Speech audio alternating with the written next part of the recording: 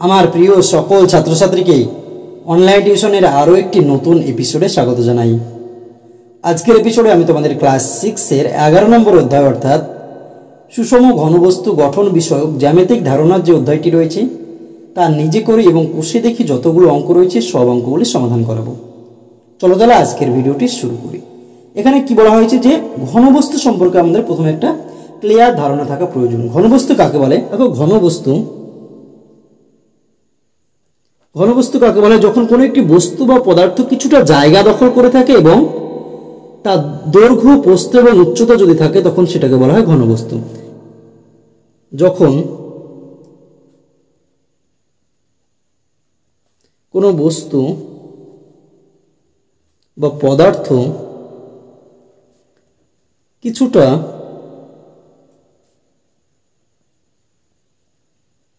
জায়গা দখল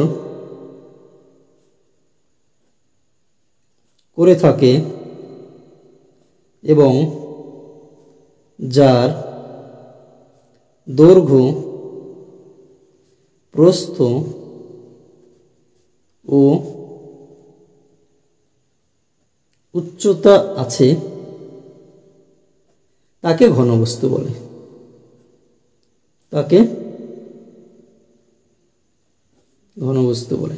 তাহলে ঘনবস্তুর সংজ্ঞা কি হলো? যে বস্তু বা পদার্থ কিছুটা জায়গা দখল করে থাকবে এবং যার কি হবে, দৈর্ঘ্য, প্রস্থ এবং উচ্চতা থাকবে, সেটাকে বলা হয় ঘনবস্তু। উদাহরণ কি হতে পারে?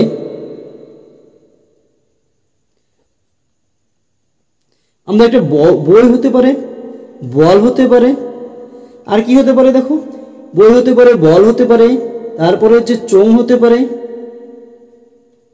খাতা হতে পারে, ইত্যাদি হচ্ছে আমাদের ঘনবস্তুর উদাহরণ। তাহলে ঘনবস্তু কাকে বলে? যখন কোনো বস্তু বা পদার্থ কিছুটা জায়গা দখল করে থাকবেন, যার দৈর্ঘ্য, প্রস্থ এবং উচ্চতা আছে তাকে বলা হয় ঘনবস্তু। তাহলে ঘনবস্তু আমাদের বিভিন্ন রকমের হয়, যেমন আয়ত ঘন হয়, ঘনক হয়, চোঙ হয়, শঙ্কু হয়, এরকম বিভিন্ন ধরনের ঘনবস্তু হয়। এর ভিতরে তোমাদের বলা হচ্ছে যে সুষম ঘনবস্তু। সুষম ঘনবস্তু কাকে বলে? যে ঘনবস্তুগুলো হচ্ছে বাইরের যে আকৃতিটি সেটা হচ্ছে সুষম, অর্থাৎ সামঞ্জস্যপূর্ণ, এবড়ো খেবড়ো নয়, সেটাকে বলা হয় কি? দেখো, সুষম ঘনবস্তু। আমাদের সুষম ঘনবস্তু সম্পর্কে ধারণাটা জেনে হচ্ছে আমরা অঙ্কগুলো সমাধান করব। এবার দেখো, নিজে করে যে অঙ্কগুলো রয়েছে, প্রথমে দেখো এখানে অনেকগুলো তোমাদের হচ্ছে চিত্র রয়েছে, প্রিজম রয়েছে, শঙ্কু রয়েছে, সে সম্পর্কে যদি আমরা একটু ধারণা নেওয়ার চেষ্টা করি। আয়ত ঘন কাকে বলে? দেখো, এটা আমাদের হচ্ছে আয়ত ঘন। এটা আয়ত ঘন কাকে বলে? যে ঘন বস্তুর যে 6টি তল থাকে, প্রত্যেকটি তলই হচ্ছে কি দেখো আয়তকার, তখন সেটাকে বলা হয় আয়ত ঘন। এই যে ঘন বস্তুটা রয়েছে এর হচ্ছে 6টি তল রয়েছে। দেখো, এই একটি তল, এই একটি তল, ওই পাশে আরেকটি তল রয়েছে, এদিকে একটি, এদিকে একটি এবং নিচে একটি তল। এই যে তলগুলো রয়েছে, এই তলগুলো হচ্ছে কি হবে? যদি কোনো ঘনবস্তুর আয়তকার হয় তলগুলো, তখন সেটাকে বলা হয় আয়ত ঘন। উদাহরণ যেমন যদি ধরে আনতে একটি বই, এই যে বইটা আমরা নিয়েছি, এই বইটা কি হতে পারে? দেখো, এই বইটা হচ্ছে আমাদের একটি ঘনবস্তু। এই বইটা কি আমাদের একটি ঘনবস্তু। এর কয়টি তল আছে? দেখো, এই যে বইটা রয়েছে এর হচ্ছে তল রয়েছে 6টি। কি কি তল রয়েছে? এটা একটা তল, তারপর এই পিছনের দিকে একটা তল, দুটো হলো, এই সাইডে একটা তল 3টে, এই সাইডে একটা তল, দেখো এই সাইডে একটা তল 4টে, তারপর এই সাইডটার একটা তল, আর হচ্ছে এই সাইডটার একটা তল। মোট হচ্ছে 6টি তল রয়েছে এবং এই তলগুলো কি কার? দেখো, আয়তকার তল। তাহলে এই যদি কোনো ঘনবস্তুর যে তলগুলো থাকবে সেগুলো আয়তকার হয়, তখন সেটাকে বলা হয় কি? আয়ত ঘন। তাকে কি বলা হয়? আয়ত ঘনক। আর ঘনক কাকে বলে? যখন কোনো ঘনবস্তুর প্রতিটি তল কি হবে? বর্গাকার হবে। কি হবে? বর্গাকার তল হবে। আমাদের লুডুর ছক্কা কি হচ্ছে? দেখো, লুডুর ছক্কার প্রতিটি তল, যে 6টি তল থাকে, প্রত্যেকটি তল বর্গক্ষেত্রের মতো, যার প্রত্যেকটি বাহুর দৈর্ঘ্য আমাদের সমান, সেটাকে বলা হয় কি? দেখো, ঘনক। তাহলে ঘনক সম্পর্কে আমাদের ধারণাটা ক্লিয়ার হলো। এরপর আমরা জেনে নেব চোঙ। কি বলা হয়েছে? চোঙ। যখন কোনো ঘনবস্তুর দুটো সমতল এবং একটি বক্রতল থাকে তখন সেটাকে বলা হয় চোঙ। দেখো, এই যে চোঙ রয়েছে, এর উপরের যে তলটা সেটা সমতল, আর নিচের যে তলটা রয়েছে সেটা হচ্ছে আমাদের সমতল, আর পাশের যেটা রয়েছে এটা গোলাকৃতি রয়েছে, তাহলে পাশের তলটা হচ্ছে আমাদের বক্রতল। তাহলে এটা কি হচ্ছে? দেখো, দুই মুখ খোলা বা দুই মুখ বন্ধ হচ্ছে একটি চোঙের চিত্র। তারপর কি রয়েছে? দেখো, শঙ্কু। যে ঘনবস্তুর আমাদের কি থাকে? একটি হচ্ছে সমতল আর একটি বক্রতল, সেটাকে বলা হয় শঙ্কু। শঙ্কু আকৃতি কি হয়? যেমন বিয়ের টোপর কি হয়? এরকম আমাদের বিয়ের টোপর হয়, আমাদের এরকম কি থাকে? গোল করা থাকে, যার নিচটা হচ্ছে আমাদের কি সমতল, পাশেরটা হচ্ছে আমাদের বক্রতল। এরকম আরো চিত্র রয়েছে। এবার হচ্ছে পরবর্তী যে নিচে করে অঙ্কগুলো রয়েছে সেগুলো আমরা এবার দেখার চেষ্টা করব। আমার জিনিসের কোথায় কোথায় সমতল আর কোথায় বক্রতল আছে তা বুঝিয়েও লেখার চেষ্টা করি। তাহলে আমাকে কোনটা সমতল আর কোনটা বক্রতল সেটা আমাকে প্রথমে জানতে হবে। সমতল কখন হবে? যখন কোনো একটি বস্তু বা পদার্থের উপরের তলটি কি হবে? মসৃণ হবে। উপরের তলটি যখন আমাদের মসৃণ হবে তখন সেটাকে বলা হবে কি দেখো সমতল। আর যদি উপরের যে তলটি রয়েছে সেটা যদি মসৃণ না হয়, এবড়ো খেবড়ো হয়, তখন সেটাকে কি বলা হবে দেখো? সেটাকে বলা হবে বক্রতল। আমরা যদি এই রাবারটাকে নেওয়ার চেষ্টা করি, এই যে রাবারটা রয়েছে ধরো, তার এই যে উপরের তলটি কি রয়েছে দেখো সমান রয়েছে, এটা কিন্তু উঁচু নিচু বা বাঁকা নয়, তাহলে এটা হচ্ছে আমাদের সমতল। তাহলে যখন সমতল কোনটা হবে? যখন কোনো একটি বস্তুর উপরের তলটি বা যে কোনো তলটি আমাদের সমান হবে তখন সেটাকে বলা হয় সমতল। আর এই যে তলটি যদি সমান না হয়, এবড়ো খেবড়ো হয়, তখন সেটাকে বলা হবে কি দেখো বক্রতল। আমরা যদি আরেকটা চিত্র নেওয়ার চেষ্টা করি, এই যে চিত্রটা রয়েছে এর উপরের তলটা আর এই নিচের তলটা কি দেখো আমাদের হচ্ছে সমান রয়েছে, তাহলে এটা আমাদের সমতল। কিন্তু এই যে সাইডের যেটা রয়েছে সেটা দেখো সমান নয়, কি বাঁকা হিসেবে রয়েছে, কিরকম বাঁকা গোল হিসেবে রয়েছে, এটা হচ্ছে আমাদের বক্রতল। তাহলে এখানে দেখো আমার বিস্কুটের কৌটো, এই যে আমাদের যদি এটাই যদি আমাদের বিস্কুটের কৌটো হয় তাহলে কি রয়েছে দেখো উপরের দিকটা আমাদের কি সমান, তাহলে সমতল, আর সাইডটা কি বাঁকা, তাহলে এটা হচ্ছে আমাদের বক্রতল। তাহলে দেখো উপরে এইটা কি রয়েছে দেখো সমান, তাহলে এখানে আমরা কি লিখবো দেখো সমতল। কিন্তু নিচের এই যে চারি সাইডটা কি বক্রতল। আমার বইয়ের উপরের তল, আমার যে বই রয়েছে তার উপরের তলটা কি রয়েছে দেখো, আমার কোনো একটি বইয়ের উপরের দিকটা কি থাকে? সমান থাকে না বাঁকা থাকে? তোমরা নিজেরাই বলো। এই যে আমাদের এই বইটা রয়েছে এর উপরের এই যে সাইডটা রয়েছে এটা কি আমাদের সমান রয়েছে, যদি সমান থাকে তাহলে সেটা হচ্ছে আমাদের সমতল। তাহলে বইয়ের উপরের তলটা হচ্ছে সমতল। তারপর বলছে আমার বাড়ির মেঝের তল, আমাদের যে বাড়িটা রয়েছে সেটা কি দেখো আমাদের উপরে বাড়িটা কি আঁকা বাঁকা রয়েছে না সমান রয়েছে? দেখো আমাদের বাড়ির যে মেঝে সেটা কিন্তু আমাদের সমান ভাবে রয়েছে, তাহলে আমাদের বাড়ির মেঝেটা হচ্ছে আমাদের একটি সমতল। তারপর কি রয়েছে দেখো আমার খেলার বলের উপরে তল, আমার যে খেলার বল রয়েছে, যে তোমাদের ফুটবল রয়েছে, সেই বলটা কি উপরের সাইডটা কি দেখো বাঁকা হিসেবে কি এরকম গোল হিসেবে রয়েছে, কিরকম এরকম যদি আমাদের বল হয় তাহলে কি হচ্ছে গোল রয়েছে, দেখো এই বলটা আমাদের কি বাঁকা হিসেবে রয়েছে, তাহলে এটা আমাদের হচ্ছে বক্রতল। তারপরে দেখো আমার খাবার জলের বোতলের পাশের তল, আমার যে খাবার জলের বোতল রয়েছে তার পাশের তলটা কি দেখো, এটা যদি আমাদের খাবার জলের বোতল হয় তার পাশের এই যে তলগুলো রয়েছে উপরের যে তলগুলো সেটা কি আমাদের এটা কিন্তু সমান নয়, কি আঁকা বাঁকা রয়েছে, তাহলে এটা আমাদের বক্রতল। কিন্তু এই যে নিচের যে তলটা রয়েছে সেটা কিন্তু আমাদের সমান থাকে, সেটা হচ্ছে আমাদের কি সমতল। তাহলে খাবার জলের বোতলের উপরে তলটা হচ্ছে আমাদের কি দেখো বক্রতল হয়ে যাচ্ছে, কোন তল? আমাদের বক্রতল। তারপর কি বলা হচ্ছে দেখো আমার ক্লাসের বসার বেঞ্চের উপরের তল, আমাদের বেঞ্চ, এটা আমরা যেখানে হচ্ছে যে ভিডিওটা করছি এখানে দেখো এটা আমাদের কি রয়েছে, এটা আমাদের একটা টেবিল রয়েছে কিংবা বেঞ্চ রয়েছে, তাহলে এর উপরের যে তলটা রয়েছে এটা সেটা কি দেখো সমান রয়েছে, তাহলে এটা আমাদের কি দেখো এটা হচ্ছে আমাদের সমতল, এটা হচ্ছে আমাদের সমতল। দেখো নিজে করি 11.1 অঙ্কগুলো হয়ে গেল। এবার আমরা দেখে নেব পরবর্তী নিজে করি 11.2 যে অঙ্কগুলো রয়েছে সেগুলো আমরা এবার দেখে নেব। কি বলা হচ্ছে দেখো আমি নিজে এমন ঘনবস্তু খুঁজে যার একটি তল রয়েছে, দেখো নিজে এমন একটি ঘনবস্তু খুঁজে যার একটি মাত্র তল রয়েছে, কিসের আমাদের একটি মাত্র তল থাকে? সেটা হচ্ছে গোলকের হচ্ছে একটি মাত্র তল থাকে, তাহলে আমরা কি লিখবো এখানে গোলক। গোলককে আমাদের যে বলটা রয়েছে সেটা হচ্ছে আমাদের একটি গোলক, তাহলে ওই গোলকের আমাদের একটি মাত্র তল থাকে সেটা হচ্ছে বক্রতল। এমন একটি ঘনবস্তুর নাম লিখি যার একটি বক্রতল ও দুটি সমতল, দেখো একটি বক্রতল আর দুটি সমতল কি থাকে আমাদের চোঙের থাকে, কি দুই মুখ বন্ধ বা দুই মুখ খোলা কি থাকে চোঙ।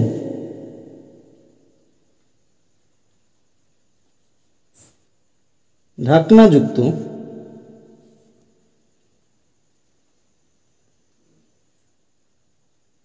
চোঙ। চোঙ আমাদের কিরকম হয় দেখো এইটা আমাদের হচ্ছে চোঙ, যার এদিকটা আমাদের বন্ধ বা খোলা বন্ধ থাকে, এটা আমাদের কি হচ্ছে দেখো বন্ধ, দুই মুখ ঢাকনা দ্বারা যুক্ত থাকে, তাহলে এই যে উপরের যে তলটা রয়েছে কি সমান থাকে, আর নিচের যে তলটা রয়েছে সেটা আমাদের সমান থাকে, আর পাশের যে গোল হিসেবে থাকে সেটা আমাদের বক্রতল। তাহলে কি থাকছে একটি বক্রতল হচ্ছে দুটো সমতল। তারপরে বলা হচ্ছে আমি একটি ঘনবস্তুর ছবি আঁকি যার একটি বক্রতল আর হচ্ছে একটি সমতল রয়েছে, আমি একটি ঘনবস্তুর ছবি আঁকি যার হচ্ছে একটি বক্রতল আর একটি হচ্ছে সমতল। কিসে থাকে দেখো একটি বক্রতল আর একটি সমতল থাকে শঙ্কুতে, শঙ্কু তোমরা দেখেছো কিরকম হয়, এরকম আমাদের শঙ্কু হয় যার এরকম থাকে, যার নিচের দিকটা হচ্ছে সমতল আর পাশের উপরের যে তলটা হচ্ছে গোল হিসেবে যেটা থাকে সেটা হচ্ছে বক্রতল। কি থাকে আমাদের শঙ্কু। আর একটা চিত্র আমাদের থাকে দেখো কি একটি হচ্ছে বক্রতল একটি সমতল থাকে অর্ধ গোলকে, দেখো অর্ধ গোলক কি যে গোলকটা থাকে সেটাকে যদি আমরা দুই ভাগে ভাগ করে দিই তাহলে কি পাই আমরা? অর্ধগোলক। অর্ধগোলকের এই যে উপরের তলটা সেটা কি থাকে? এটা আমাদের সমতল, কিন্তু সাইডের এই যে তলটা থাকে সেটা হচ্ছে বক্রতল। আর কি থাকে? অর্ধগোলক। তারপর কি বলা হয়েছে দেখো, 6টি সমতল দিয়ে একটি ঘনবস্তু তৈরি করেও কি পেলাম দেখিও লিখি। জোড়া লাগিয়ে আমি কি পাবো দেখিও লিখি। কি বলা হয়েছে? 6টি সমতল দিয়ে কি আমরা ঘনবস্তু পাবো? 6টি সমতল থাকবে। 6টি সমতল থাকবে আমাদের কিসে? আয়ত ঘনকে পাবো। কি পাবো? আয়ত ঘন। আয়ত ঘন ঘনকে আমরা পাবো। কিসে পাবো? ঘন। আর এদের উদাহরণ যদি আমরা করি তাহলে কি পাবো? বইয়ে পাবো হচ্ছে ইটি পাবো। যদি আমরা বাস্তব উদাহরণ দেখি তাহলে কি হবে? যে চিত্রগুলো তৈরি হয় সেগুলোকে বলা হয় আয়ত ঘন অথবা ঘনক হতে পারে। আয়ত ঘন কি হয়? যার 6টি যে তলগুলো থাকে সবগুলো হচ্ছে আয়তকার থাকে, আর ঘনকের যে 6টি তল থাকে সেটা হচ্ছে বর্গাকার থাকে। এই যে আয়ত ঘন আর ঘনকের উদাহরণ কি হতে পারে? আয়ত ঘনের উদাহরণ বই, ইট। ঘনকের উদাহরণ কি হতে পারে? লুডোর ছক্কা। এটা কিন্তু আমাদের অলরেডি হয়ে গেল নিজে করে 11.2। এবার আমরা দেখে নেব কোষে দেখি আগের যে অঙ্কটা রয়েছে। এই যে অঙ্কটা রয়েছে সেগুলো কিন্তু আমরা চিত্রের সাহায্যে বোঝানোর চেষ্টা করব। তাহলে এখানে দেখো কি বলা হয়েছে, ঘনবস্তু তোমাকে বলা হয়েছে, তাহলে ভূমি তোমাকে লিখতে হবে, মানে কিরকম আকৃতি দেখতে, তল সংখ্যা তোমাকে লিখতে হবে, প্রান্তিকী বা ধার সংখ্যা লিখতে হবে, শীর্ষবিন্দুর সংখ্যা তোমাকে লিখতে হবে। তাহলে আমরা এটাকে কি করব দেখো, কিভাবে আমরা বুঝতে পারবো কোনটা তল সংখ্যা, কোনটা ধার সংখ্যা, কোনটা শীর্ষবিন্দু, সেটা আমরা প্রথমে বোঝার চেষ্টা করব, তারপরে হচ্ছে এগুলো অঙ্কগুলো সমাধান করব। দেখো এইটা যদি আমাদের একটি ঘনবস্তু আয়ত ঘন হয়, আয়ত ঘন কি হয়? আমাদের একটি বই হচ্ছে আয়ত ঘন হয়। এটাও ধরো আয়ত ঘনকের চিত্র। যদি এটা আমাদের সমান থাকতো, যখন রাবারটা আমরা প্রথম কিনি দেখো চারিদিক সমান থাকে, তাহলে এটা যদি আমাদের আয়ত ঘন হয় তাহলে এর কয়েকটি তল রয়েছে, অথবা এর ভূমিটা যদি আমরা প্রথমে বের করার চেষ্টা করি, তাহলে এই যে ভূমি যদি আমাদের এইটা যদি নিচের দিক হয় তাহলে এটা আমাদের ভূমি, আর এটা হচ্ছে আমাদের এইটা আয়ত ঘনটা ধরো আমাদের এতটুকু আছে, কতটুকু? এই পর্যন্ত রয়েছে। যদি যখন আমরা কিনি তখন সোজা থাকে, তাহলে এটা কি কার চিত্র রয়েছে? এটা দেখো আমাদের আয়তকার চিত্র রয়েছে। তাহলে ভূমি আমরা কি লিখবো দেখো? আয়তকার। আয়তকার। অথবা আমরা যদি একটা ছোট্ট বই নেওয়ার চেষ্টা করি, দেখো আগেকার বইটা আমাদের ধরছিল না, একটু বড় হয়ে যাচ্ছিল, আমরা যদি একটা ছোট বই নেওয়ার চেষ্টা করি, এই যে বইটা রয়েছে আমাদের, এই বইটা কি দেখো আয়তঘন চিত্র। এর আয়তঘন যে চিত্রটা রয়েছে তার এই যে নিচের তলটা কিরকম রয়েছে দেখো, নিচে যেটা রয়েছে সেটা হচ্ছে আয়তকার রয়েছে। দেখো এটা এই বরাবর, এটা আর এটা পুরোটা কি আয়তকার। তারপর কি বলছে? তল সংখ্যা। তল সংখ্যা কয়টি রয়েছে দেখো? তল সংখ্যা আমাদের এটা একটি তল, নিচের দিকে একটি তল রয়েছে কি দেখো, নিচে একটা তল, দুটো হলো, এই সাইডে একটা তল, তিনটে, এই সাইডে একটা তল, চারটি, এই সাইড বরাবর একটা তল, পাঁচটা, আর এই সাইড বরাবর একটা তল। তাহলে মোট হচ্ছে 6টি তল। কয়টি তল পেলাম আমরা? 6টি তল। প্রান্তিকী বা ধার সংখ্যা। ধার সংখ্যা কাকে বলে? প্রান্তিকী যখন দুটো তল যে রেখা বরাবর মিলিত হয় সেটাকে বলা হয় ধার সংখ্যা। দেখো আমাদের এটা একটা তল আর এই সাইডের একটা তল, মোট দুটো তল। এটা দেখো এই একটা তল, এই একটা তল, তাহলে এই তলটা কোন বরাবর মিলিত হচ্ছে? দেখো এই রেখা বরাবর মিলিত হচ্ছে, তাহলে এটা হচ্ছে আমাদের প্রান্তিকী। অর্থাৎ দুটো তল যে রেখা বরাবর মিলিত হবে সেটাকে বলা হবে প্রান্তিকী। তাহলে আমরা অথবা এই ছবিটা যদি লক্ষ্য করি তাহলে দেখো এটা আমাদের একটি তল, এটা আমাদের একটি তল, তাহলে এই তলটা আর এই তলটা কোন রেখা বরাবর মিলিত হচ্ছে? এই রেখা বরাবর, তাহলে এটা একটি ধার বা প্রান্তিকী হলো। তারপরে দেখো এই একটি তল, এই একটি তল কোন রেখা বরাবর মিলিত হচ্ছে? এই বরাবর, তাহলে দুটো হয়ে গেল। এই তলটা আর এই তলটা কোন রেখা বরাবর? এই রেখা বরাবর, তিনটে হয়ে গেল। এই তলটা আর এই তলটা এই রেখা বরাবর মিলিত হচ্ছে, চারটি। তাহলে এই বরাবর চারটি হলো। তারপর এই তলটার এই যে পাশের তলটা কোন রেখা বরাবর? এখানে বরাবর মিলিত হচ্ছে, তাহলে কটা হয়ে গেল? 5টা। তারপর এই তলটা এই বরাবর মিলিত হচ্ছে, তাহলে কত হয়ে গেল? 6টা। তারপরে এই যে তলটা রয়েছে আর এই তলটা রয়েছে, কোনটা তলটা? এই তলটা আর এই তলটা, এখানে একটি রেখা ছিল আমাদের, এটা যদি আমাদের 4 করা নেই তার জন্য বোঝা যাচ্ছে না। 7টা হলো, এখানে একটা পাবো আমরা, 8টা হবো। আর দেখো আর কোথায় পাবো? এই বরাবর একটা পাবো, 9টা, 10টা, 11টা, 12টা, মোট কটা পাবো আমরা? 12টা তল পাবো। কিভাবে দেখো? এই একটি ধার, এই একটি ধার, দুটো ধার হলো, একটি ধার, এই একটি ধার, তিনটে ধার, 4টি ধার হলো, একটি ধার, 5টা হলো, একটি ধার, 6টা হলো, 7টা, 8টা, 9টা, 10টা, 11টা, আর হচ্ছে 12টা ধার। মোট আমি কটা ধার সংখ্যা পাবো? কয়টি দেখো? 12টি। আর শীর্ষবিন্দু কাকে বলে? যখন দুই এর অধিক তল কোনো বিন্দুতে গিয়ে মিলিত হবে সেটাকে বলে শীর্ষবিন্দু। দেখো এ একটি তল, এ একটি তল, এ একটি তল কোথায় মিলিত হয়েছে? এখানে, তাহলে এটা আমাদের শীর্ষবিন্দু। আবার এ একটি তল, এ একটি তল, এই যে নিচের একটি তল কোথায় মিলিত হয়েছে? এখানে মিলিত হয়েছে, তাহলে একটি শীর্ষবিন্দু, দুটো হলো। দেখো এখানে মিলিত হয়েছে 3টে, এখানে একটা, 4টে পাবো আমরা, 5টা, 6টা, 7টা, 8টা, তাহলে মোট হচ্ছে আমরা কয়টি পাবো? 8টি হচ্ছে শীর্ষবিন্দু কিন্তু আমরা পেয়ে যাবো কিসে? আয়ত ঘনতে। তারপরে কি বলা হচ্ছে দেখো ঘনক। ঘনক যদি বলা হয় তাহলে ঘনকের আমরা কি পাবো দেখো, ঘনক হচ্ছে বর্গাকার হয়, কি হয় বর্গাকার চিত্র হয়, তাহলে বর্গক্ষেত্র। ভূমি হচ্ছে কিসের মতো, বর্গক্ষেত্রের মতো। তল সংখ্যা কয়টি পাবো দেখো, ঘনকের আমরা হচ্ছে কয়টি তল পাবো, যদি ঘনকের চিত্র দেখার চেষ্টা করি আমরা আগের পেজে, ঘনকের কয়টি পাবো দেখো, এটা হচ্ছে আমাদের কি দেখো ঘনকের চিত্র। এর কয়টি তল পাবো দেখো ঘনকের, উপরে একটা তল নিচে একটা তল, দুটো হলো, এটা একটা চারটে হলো। তারপরে ওই সাইডে দেখো এই বরাবর এইখান থেকে এই পর্যন্ত এই একটা 5টি, আর এই সাইডে দেখো এই বরাবর হচ্ছে আর একটি, তাহলে মোট 6টি তল। কয়টি তল, 6টি তল পেলাম আমরা, 6টি তল। তারপরে দেখো ধার সংখ্যা কতগুলো পাবো, দুটো তল যেখানে মিলিত হচ্ছে দেখো, একটি ধার, দুটো ধার, তিনটে ধার, চারটি ধার, 5টি, 6টি, 7টি, 8টি, 9টি, 10টি, 11টি, 12টি। ধার কতগুলো পেলাম আমরা, 12টি ধার। শীর্ষবিন্দু কটা দেখো, যখন দুইয়ের বেশি তল যেখানে মিলিত হবে, এখানে একটা মিলিত হচ্ছে দেখো কোনটা, একটা তল, একটা তল, একটা তল, তাই এটা শীর্ষবিন্দু হলো, একটা শীর্ষবিন্দু, দুটো, তিনটে, 4টি, 5টি, 6টি, 7টি, 8টি, তাহলে 8টি শীর্ষবিন্দু। তাহলে 6, 12 আর 8 কিন্তু আমরা পেয়ে গেলাম। তাহলে কয়টি তল পেলাম দেখো, 6টি তল পেলাম, তাহলে আমরা 6 লিখে দিলাম, 6টি তল। কয়টি হচ্ছে প্রান্তিক ধার সংখ্যা পেলাম, 12টি। আর শীর্ষবিন্দু পেলাম কয়টি দেখো, 8টি কিন্তু আমরা শীর্ষবিন্দু পেলাম। তারপরে দেখো প্রিজম, দেখো এটা হচ্ছে আমাদের ত্রিভুজের মতো প্রিজম রয়েছে, কোনটা, এটা আমাদের ত্রিভুজের মতো প্রিজম রয়েছে। এর কয়টি তল রয়েছে দেখো, একটি তল, একটি তল, দুটো, এটা হচ্ছে শীর্ষবিন্দু, তাহলে এখানে একটি তল, এখানে একটি তল, 3, 4টি হলো। আর এই যে নিচের একটি তল রয়েছে কি, এটা একটা, তাহলে মোট আমাদের কয়টি তল পাচ্ছি দেখো, আমরা 5টি কিন্তু তল পাচ্ছি। কোনটা কোনটা দেখো, একটি তল, এটা যদি ভাঙাটা দেখি, একটা, দুটো, তিনটে, 4টি আর একটা 5টি, মোট হচ্ছে 5টি কিন্তু আমরা তল পেয়ে যাচ্ছি ত্রিভুজাকার প্রিজমের ক্ষেত্রে। তাহলে আমরা কি লিখবো এখানে দেখো, ত্রিভুজাকার প্রিজমে হচ্ছে, আমরা যদি একটা সরলরেখাংশ টেনে দিই তাহলে বোঝার সুবিধা হবে। সবগুলোর ক্ষেত্রে দেখো আমরা কি করব, সরলরেখাংশ টেনে দিচ্ছি। তাহলে কয়টি তল পেলাম দেখো, 5টি কিন্তু আমরা তল পেয়ে গেলাম। প্রান্তিকী বা ধার সংখ্যা কয়টি পাবো দেখো, ধার সংখ্যা দিকে যদি আমরা লক্ষ্য করি তাহলে দেখো কয়টি আমরা ধার সংখ্যা পাবো। ধার সংখ্যা কি, যেখানে দুটো তল মিলিত হচ্ছে। কয়টি ধার সংখ্যা দেখো, 1টি, 2টি, 3টি, তারপরে দেখো 4টি, 5টি, 6টি, 7টি, 8টি আর হচ্ছে 9টি, মোট 9টি হচ্ছে ধার সংখ্যা পাবো। আর শীর্ষবিন্দু কটা পাবো দেখো, শীর্ষবিন্দু কোথায় হচ্ছে, 1টি, 2টি, 3টি, 4টি, 5টি, 6টি, 6টি শীর্ষবিন্দু কিন্তু আমরা পেয়ে যাচ্ছি। তো 9টি ধার সংখ্যা পেলাম কয়টি দেখো, 9টি। আর শীর্ষবিন্দু হচ্ছে কয়টি পেলাম আমরা, শীর্ষবিন্দু পেলাম 6টি। তারপর দেখো প্রিজম হচ্ছে চতুর্ভুজের মতো যে প্রিজমটা রয়েছে সেটার দিকে আমরা লক্ষ্য করব। দেখো কি, চতুর্ভুজাকার প্রিজম, কি বর্গক্ষেত্র প্রিজম, বর্গক্ষেত্রকার যেটা চতুর্ভুজ। তাহলে এই যে চতুর্ভুজাকার প্রিজমের আমরা প্রথমে তল সংখ্যা গুনবো। দেখো একটি তল, নিচের একটি তল, দুটো তল, এই সাইডের এই সাইড বরাবর একটি তল, 3টি, এই সাইড বরাবর একটি, 4টি, ওই সাইড বরাবর কি দেখো এইটা আমরা ধরে নিয়েছি, তাহলে এই বরাবর একটি তল রয়েছে 5টি, আর এই একটি তল রয়েছে 6টি, তাহলে কয়টি তল পেলাম আমরা, 6টি। প্রান্তিকী ধার সংখ্যা দেখো, 1টা, 2টো, 3টে, 4টি, 5টি, 6টি, 7টি, 8টি, 9টি, 10টি, 11টি, 12টি, 12টি হচ্ছে প্রান্তিকী। আর শীর্ষবিন্দু দেখো 1টি, 2টি, 3টি, 4টি, 5টি, 6টি, 7টি, 8টি, তাহলে হচ্ছে 8টি শীর্ষবিন্দু। তাহলে 6, 12 আর 8 কিন্তু আমাদের হয়ে যাচ্ছে।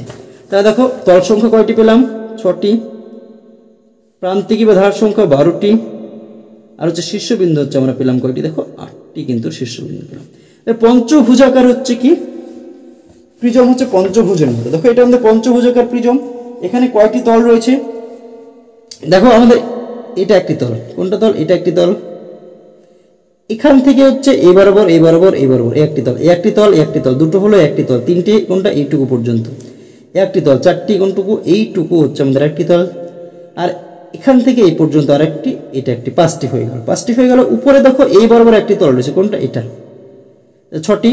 আর নিচে দেখো এটা আমাদের আরেকটা তল রয়েছে, কোনটা, এইটা আমাদের আরেকটি তল রয়েছে। তাহলে মোট আমাদের হচ্ছে 7টি তল পেয়ে যাচ্ছে। কয়টি, 7টি তল পেয়ে গেলাম। এবার আমরা করবো কি দেখো, প্রান্তিকী বা ধার সংখ্যা, প্রান্তিকী কয়টি পাবো দেখো, নিচে দেখো 1টি, 2টি, 3টি, 4টি, 5টি পেয়ে গেলাম। উপরে দেখো 1টি, 2টি, 3টি, 4টি, 5টি পেয়ে গেলাম।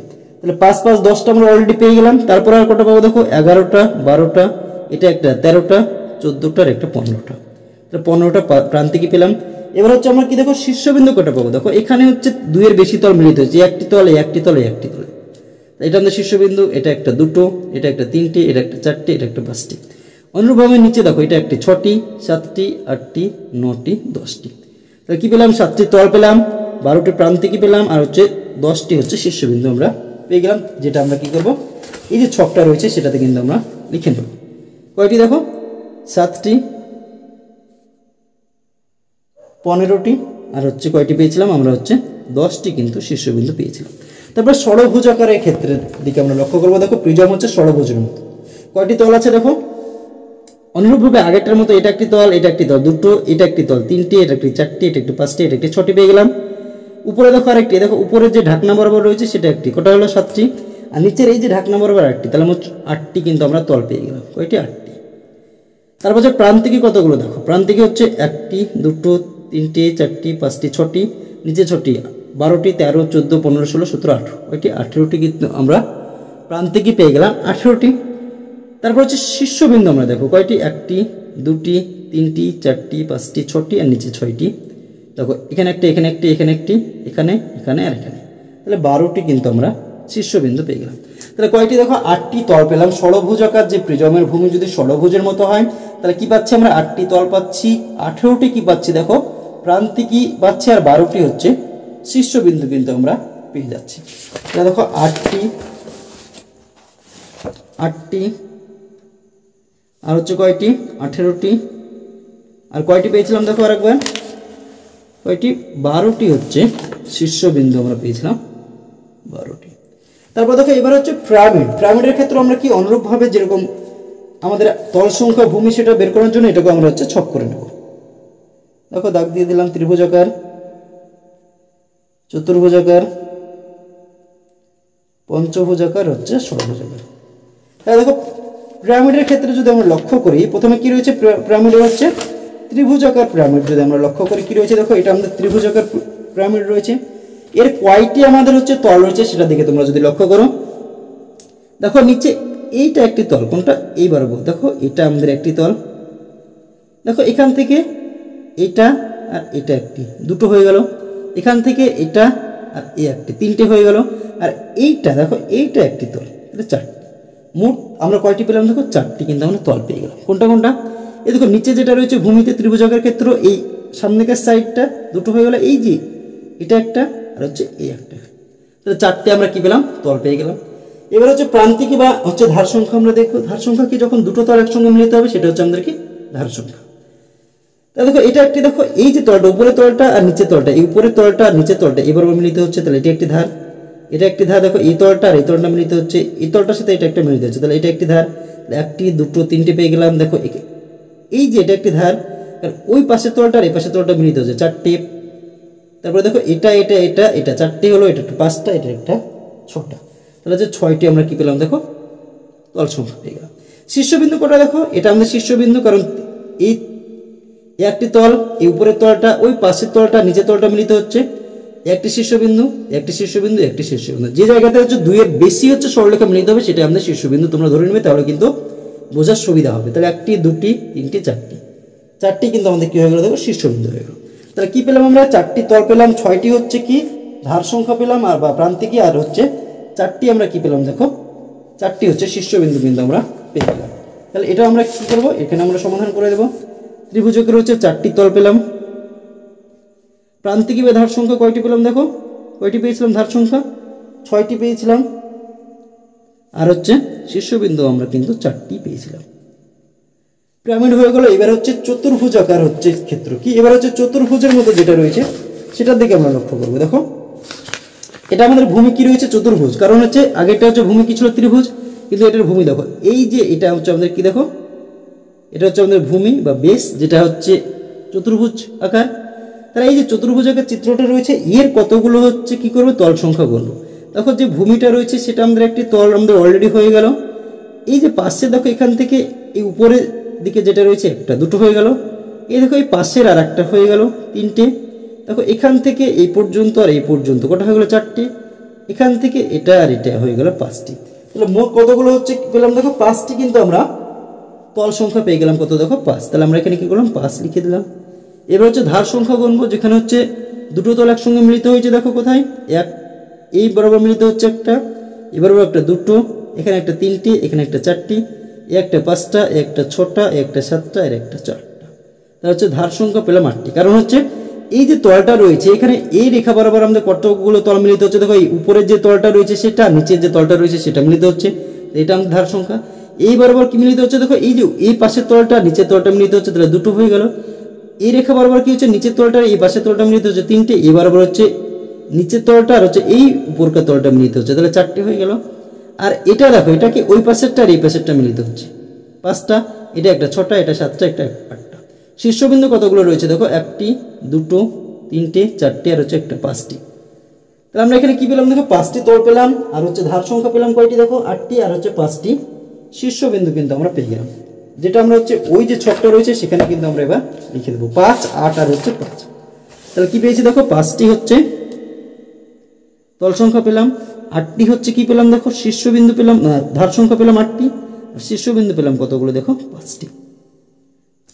তারপর দেখো পঞ্চভুজাকার, এবার হচ্ছে কি পিরামিডটা হচ্ছে পঞ্চভুজাকার, যে পিরামিডটা রয়েছে সেটা দিকে আমরা যদি লক্ষ্য করি, ভূমিটা দেখো আমাদের কি রয়েছে, পঞ্চভুজের মতো। পঞ্চভুজ কাকে বলে, যার হচ্ছে পাঁচটি বাহু থাকবে সেটাকে বলা হবে পঞ্চভুজ। এর ভূমিটা দিকে লক্ষ্য করো, এ একটি বাহু, একটি বাহু, একটি বাহু, তিনটে বাহু, একটি বাহু চারটি, আর একটি বাহু পাঁচটি, তাহলে পঞ্চভুজ হয়ে গেল। তাহলে এখানে কয়টি আমাদের হচ্ছে তল রয়েছে, তাহলে নিচের এই যে পঞ্চভুজটা রয়েছে, নিচে ভূমি যেটা রয়েছে সেটা আমাদের একটি তল হলো।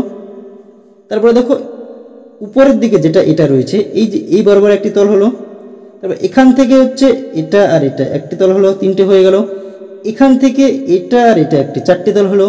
এখান থেকে এটা এটা এটা একটি, পাঁচটি তল হলো। আর এখান থেকে এটা এটা আর এটা, তাহলে হচ্ছে আর একটা তল হলো, তাহলে ছয়টি তল হলো। কয়টি তল, ছয়টি তল। তাহলে হচ্ছে আমাদের ছয়টি তল হলো। এবার হচ্ছে আমরা কি করব, ধার সংখ্যা নির্ণয় করবো। তাহলে কতগুলো ধার হবে দেখো, একটি, দুটি, তিনটি, চারটি, পাঁচটি। নিচে কতগুলো, একটি, দুটি, তিনটি, চারটি, পাঁচটি। তাহলে মোট 5 আর 5 হচ্ছে 10টি কিন্তু আমাদের কি হচ্ছে দেখো, ধার সংখ্যা হয়ে যাচ্ছে কতগুলো, 10টি। এবার হচ্ছে আমাদের কি হচ্ছে, এবার হচ্ছে শীর্ষবিন্দু আমরা গুনবো। শীর্ষবিন্দু দেখো 2 এর বেশি যেখানে হচ্ছে তল মিলিত হচ্ছে সেটা আমাদের শীর্ষবিন্দু। একটি, একটি, দুটো, একটি, তিনটি, একটি, চারটি, আর একটি, পাঁচটি, আর এই একটি, 6টি। তাহলে হচ্ছে 6টি আমাদের হচ্ছে শীর্ষবিন্দু কিন্তু হয়ে যাচ্ছে। তাহলে কতগুলো তল পেলাম, 6টি তল পেলাম। 10টি হচ্ছে আমরা কি পেলাম দেখো, ধার সংখ্যা পেলাম। আর হচ্ছে 6টি আমরা কি পেলাম দেখো, শীর্ষবিন্দু কিন্তু পেয়ে গেলাম।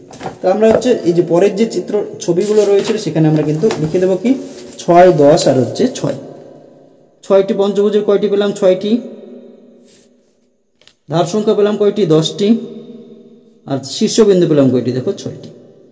এবার দেখো ষড়ভুজ, পিরামিড যদি হচ্ছে ষড়ভুজের মতো হয় তখন আমাদের কিরকম হবে সেটার দিকে লক্ষ্য করতে হবে। দেখো আমাদের এটা হচ্ছে ষড়ভুজাকার চিত্রে, দেখো একটি বাহু, দুটো বাহু, তিনটি বাহু, চারটি বাহু, পাঁচটি বাহু, 6টি বাহু। তাহলে এই কয়টি তল রয়েছে দেখো, নিচে যেটা রয়েছে ভূমি একটা, এই বরাবর এই বরাবর এই বরাবর একটি তল রয়েছে। আর এখানে কয়টি তল, এখানে এইখান থেকে এই পর্যন্ত, আর এইটা একটি তল, দুটো। এখান থেকে এটা এটা আর এটা, তিনটে। এখান থেকে দেখো এই রেখা বরাবর একটি, চারটি। এখান থেকে এটা এটা, পাঁচটি। এখান থেকে এটা একটা, 6টি। এখানে কয়টি দেখো, একটি, দুটো, তিনটি, চারটি, পাঁচটি, 6টি, আর নিচের একটি, 7টি। মোট হচ্ছে 7টি তল রয়েছে। এবার হচ্ছে ধার সংখ্যা কতগুলো রয়েছে দেখো, ধার সংখ্যার দিকে যদি লক্ষ্য করি, নিচে আমাদের অলরেডি 6টি ধার রয়েছে, একটি, দুটি, তিনটি, চারটি, পাঁচটি, 6টি। উপরে কতগুলো রয়েছে, 7টি, 8টি, 9টি, 10টি, এই একটি, 11টি, একটি, 12টি। মোট হচ্ছে 12টি আমাদের কিন্তু ধার রয়েছে। তারপরে দেখো কি রয়েছে আমাদের, তারপরে হচ্ছে শীর্ষবিন্দু। দেখো একটি, দুটি, তিনটি, চারটি, পাঁচটি, 6টি, আর একটি, 7টি। 7, 12 আর হচ্ছে 7। 7টি হচ্ছে তল, 12টি হচ্ছে ধার, আর 7টি হচ্ছে শীর্ষবিন্দু কিন্তু আমাদের রয়েছে। তাহলে 7টি আমরা কি পেলাম, তল পেলাম। 12টি পেলাম কি দেখো, ধার সংখ্যা। আর হচ্ছে 7টি শীর্ষবিন্দু। তাহলে দেখো 1 এর দাগের অঙ্কগুলো হয়ে গেল। এবার আমরা দেখে নেব 2 এর দাগের অঙ্কগুলো। দেখো 2 এর দাগের অঙ্কগুলোতে কি বলা আছে দেখো, ছবির সাথে ঘনবস্তুর নাম মিলিয়ে লিখি। এখানে দেখো ছবিগুলো তোমাদের সম্পূর্ণ করা নেই, কিন্তু তোমাদের হচ্ছে কি আকৃতিটা দেওয়া রয়েছে, সেখান থেকে হচ্ছে ঘনবস্তুর নাম তোমাকে মিলিয়ে হচ্ছে লিখতে হবে। এই যে চিত্রটা রয়েছে এখানে আমরা কি পাবো দেখো, এই যে চিত্রটার ক্ষেত্রে আমরা এই যে কতগুলো নাম রয়েছে, পিরামিড, চতুস্তলক, ঘনক, আয়তঘন। এর ভিতরে 4টির মধ্যে কোনটা হবে দেখো, এটা ক্ষেত্রে কি দেখো, এই যে আমাদের হচ্ছে বাহুগুলো রয়েছে সেটা কিসের মতো দেখো, আয়তকার বাহু রয়েছে। কতগুলো বাহু রয়েছে এরকম, 1টি, 2টি, 3টি, 4টি, 5টি, 6টি। তাহলে আমরা কি জানি, যখন কোনো ঘনবস্তুর যে বাহুগুলো রয়েছে বা তলগুলো রয়েছে সেগুলো কি রয়েছে, আয়তকার হয়, তখন সেটাকে বলা হয় কি আয়তঘন। তাহলে এটা আমরা কি লিখবো, আয়তঘন পাবো। এটাকে যদি আমরা মিলিয়ে দিই তাহলে কি পাবো, আয়তঘন। এটা দেখো যখন কোনো একটি চতুর্ভুজের চারটি হচ্ছে ত্রিভুজাকার তল থাকে সেটাকে বলা হয় কি চতুস্তলক। কি থাকবে? চারটি তল থাকবে এবং প্রত্যেকটি ত্রিভুজের মতো সেটাকে বলা হয় চতুর্ভুজ, তাকে কি চতুস্তলক বলা হয়। তাহলে দেখো এখানে কি, দেখো এইটা আমাদের একটি ত্রিভুজ, এই মাঝে একটি যে ত্রিভুজ রয়েছে, দুটো ত্রিভুজ, এখান থেকে এটা একটি ত্রিভুজ, তিনটি ত্রিভুজ, এখান থেকে এটি একটি ত্রিভুজ, চারটি ত্রিভুজ।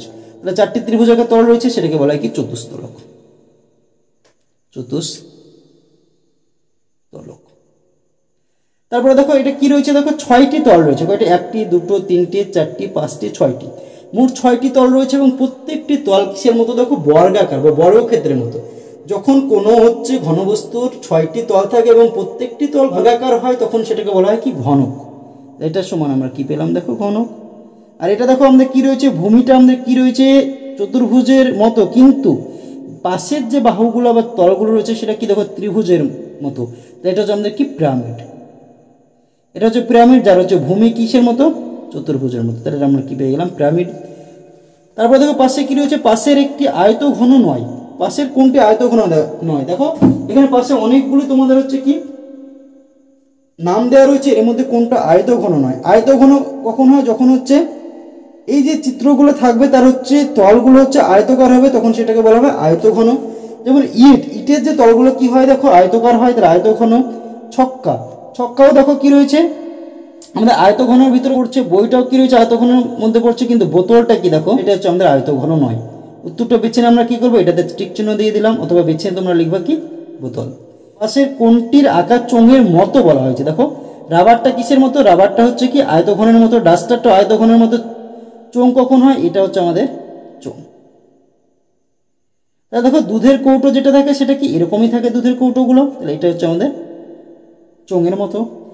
একটি তল দিয়ে তৈরি ঘনবস্তু কি? দেখো আমরা নিজে করে 11.2 কিন্তু করেছিলাম, একটি তল দিয়ে কি তৈরি হয়? শুধুমাত্র বল তৈরি হয় বা গোলক তৈরি হয়। তাহলে এটা হচ্ছে বল আমাদের হয়ে যাবে।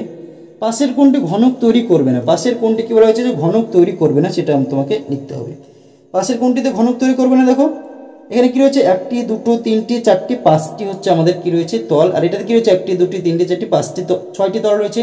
ঘনকের ক্ষেত্রে কি হবে? ছয়টি তল থাকবে, এটা আমাদের করবে। এটার ক্ষেত্রে দেখো পাঁচটি তল রয়েছে, যেটা আমাদের করবে না মনে হচ্ছে, আমরা তাও দেখে নেব। একটি, দুটি, তিনটি, চারটি, পাঁচটি, ছয়টি। তো এটা তো আমাদের কি করবে? দেখো ঘনক তৈরি করবে। একটি, দুটি, তিনটি, চারটি, পাঁচটি, ছয়টি, এখানে হচ্ছে ছয়টি তল রয়েছে, এটাতে ঘনক তৈরি করবে। শুধুমাত্র এটাতে হচ্ছে পাঁচটি তল রয়েছে, তাহলে এটাতে ঘনক তৈরি করবে না। কয় নম্বরে? 2 নম্বরে। তাহলে দেখো 3 দাগের অঙ্কগুলো কিন্তু আমাদের অলরেডি হয়ে গেল।